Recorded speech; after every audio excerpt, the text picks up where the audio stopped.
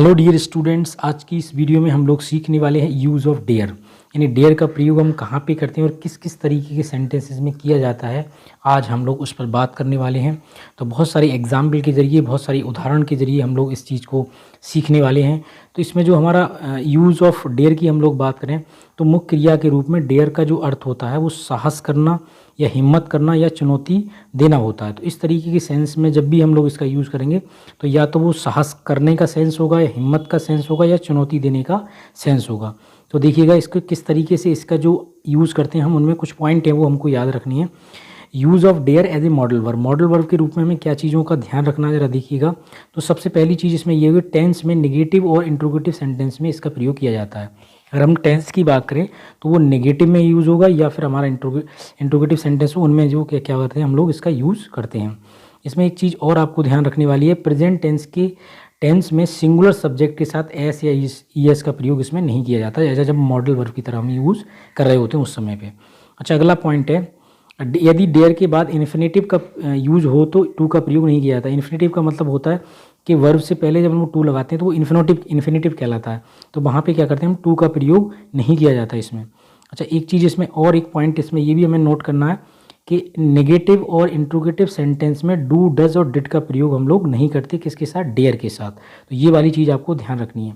अच्छा, इसके स्ट्रक्चर्स की हम लोग बात करें तो इसका स्ट्रक्चर जो होता है हमारा, वो सब्जेक्ट आएगा, फिर आपका डेयर का यूज़ करेंगे, वर्ब का फर्स्ट फॉर्म लगाएंगे, उसके बाद ऑब्जेक्ट या कोई अदर वर्ड होगा तो हम बाद में लगाएंगे। तो इसमें जो हमारा पहला सेंटेंस है, अगर हम उसकी बात करें, तुमने ऐसा ना कहने का साहस किया, तो यू डेयर नॉट टू से सो, इस तरीके से ये इसकी इंग्लिश बन जाएगी। इसमें हमारा अगला सेंटेंस है, उसमें अकेले वहाँ जाने का साहस नहीं है, तो he dare not go there, इस तरीके से हमारा ये बन जाएगा। तो he dare not go there alone, इस तरीके से। तो देखो यहाँ पे डेयर आपने यूज़ किया तो उसमें अगर हम लोग यहाँ पे ऐसे ही इसका यूज़ नहीं लगाया, क्योंकि यहाँ पे करेंगे ही नहीं, क्योंकि गलत हो जाएगा ये।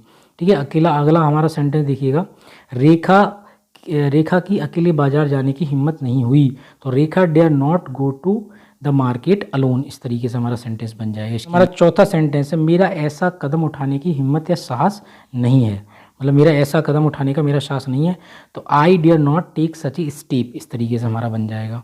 अच्छा, इसमें हम अगले सेंटेंस की बात करें, उसने ऐसा कहने की हिम्मत नहीं की, तो ही डेयर नॉट से लाइक दिस, इस तरीके से इसकी इंग्लिश बन जाएगी।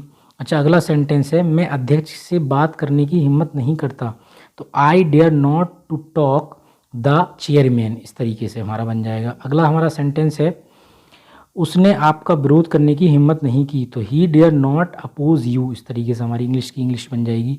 इसमें हमारा अगला सेंटेंस है, उसने तुम्हारे खिलाफ शिकायत नहीं की, शिकायत करने की हिम्मत नहीं की, तो she dare not complain against you, इस तरीके से हमारा इसका सेंटेंस बन जाएगा।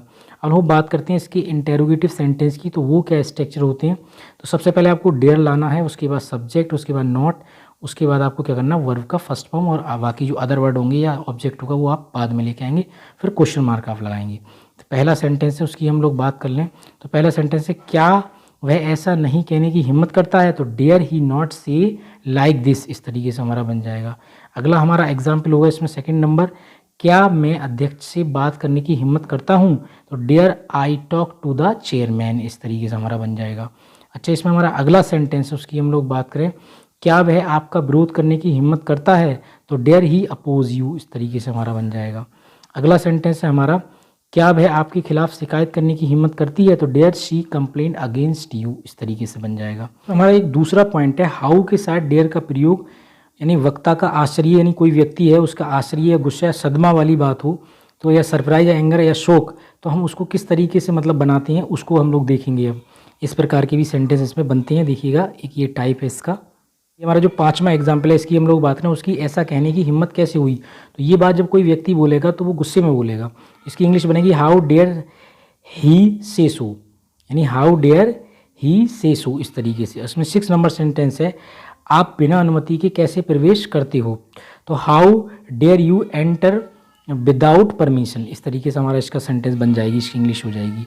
अच्छा, इसमें अगला हमारा एक पॉइंट इसमें और भी आता है कि नोबडी, एवरीबडी एवं समबडी ईटीसी के साथ जब डेयर का प्रयोग मॉडल की तरह किया जाता है तो इसका प्रयोग टू का प्रयोग भी किया जा सकता है। यानी जब इनके साथ अगर आप लोग देख रहे हैं नोबडी हो गया आपका, या फिर एनीबडी या समबडी हो गया, के साथ जब डेयर का प्रयोग मॉडल वर्ब की तरह किया जाता है तो इसके साथ टू का प्रयोग हम लोग क्या कर लेते हैं, यानी किया भी जा सकता है और नहीं भी किया जा सकता, दोनों ही बात है, तो कर भी सकते हैं और नहीं भी कर सकते हैं। एग्जाम्पल के माध्यम से आप समझेंगे इस चीज़ को, ठीक है। इसमें हमारा जो पहला एग्जाम्पल है, इस तरह की टिप्पणी करने की किसी की हिम्मत नहीं है, तो nobody dares to comment like that, इस तरीके से हम लोग बना लेते हैं।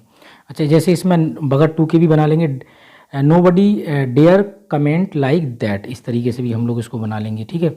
अच्छा, अगला हमारा इसमें सेंटेंस है, उसकी बात करें हम लोग, किसी ने मामले में शिकायत करने की हिम्मत नहीं की, तो somebody dare complain the matter, इस तरीके से बना लेंगे। और हम टू लगा के भी बना लेंगे, देखिएगा, somebody dare to complain in the matter, इस तरीके से भी हमारा बन जाएगा। अगला हमारा एक पॉइंट, इसमें तीसरा पॉइंट ये भी है कि डेयर से का अर्थ होता है शायद या संभवतः, परहैप्स इट इज़ एक्सेप्ट या एक्सेप्ट डेयर सी का प्रयोग होता है, मतलब कि डेयर सी का जो अर्थ होता है वो शायद या संभवतः के अर्थ में भी जो है वो किया जाता है, के साथ किया जाता है। जैसे इसमें कुछ एग्जाम्पल देखिएगा, एक पहला एग्जाम्पल है इसमें, मेरी हिम्मत है कि वह आएगा, मतलब मेरी हिम्मत है कि वह आएगा, तो I dare C he will come, इस तरीके से हम लोग यूज कर लेते हैं। इसमें जो दूसरा सहमत है कि वह सहमत हो सकती है, ठीक है, आई डेयर सी शी में एग्री, इस तरीके से हम लोग बना लेते हैं। अच्छा, अगला सेंटेंस है, मुझे हिम्मत है कि या मुझे साहस है कि बेखबर पाकर खुश होंगे, इसको कैसे बनाएंगे, I dare say that I dare say they will be happy to get this news, इस तरीके से।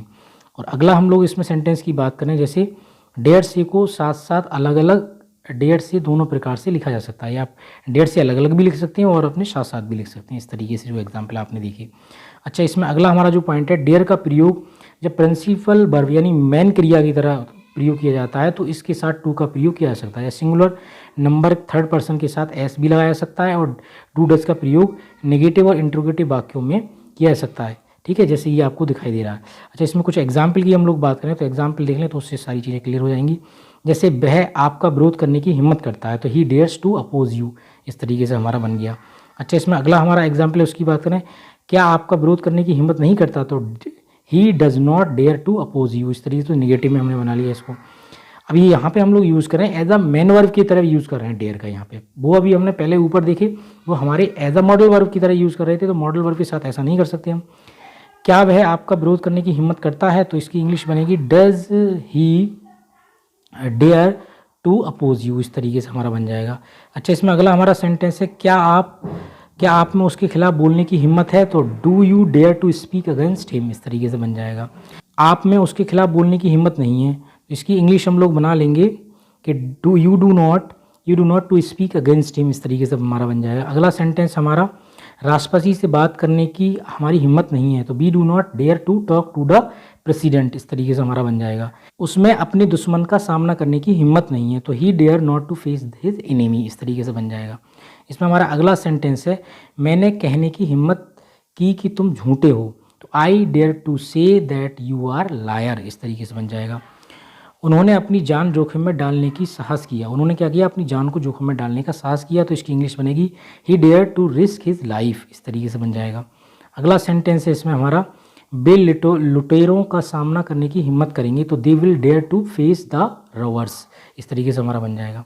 अगला सेंटेंस बनेगा हमारा, क्या वह जिला अधिकारी से बात करने की हिम्मत करता है, तो does he dare to talk to the district magistrate, इस तरीके से मजिस्ट्रेट, इस तरीके से हमारा बन जाएगा। अगला हमारा सेंटेंस है, इसकी बात करें हम, वह वहाँ जाने की हिम्मत नहीं करता, तो he does not dare to go there. तो डियर स्टूडेंट्स, आपको ये वीडियो कैसा लगा? यदि आपको वीडियो हमारा अच्छा लगा हो तो प्लीज़ चैनल को सब्सक्राइब कर दें, साथ ही साथ बेल आइकन भी दबा दें ताकि आपको आने वाली वीडियोज़ की नोटिफिकेशन भी टाइम टू टाइम मिलते रहें।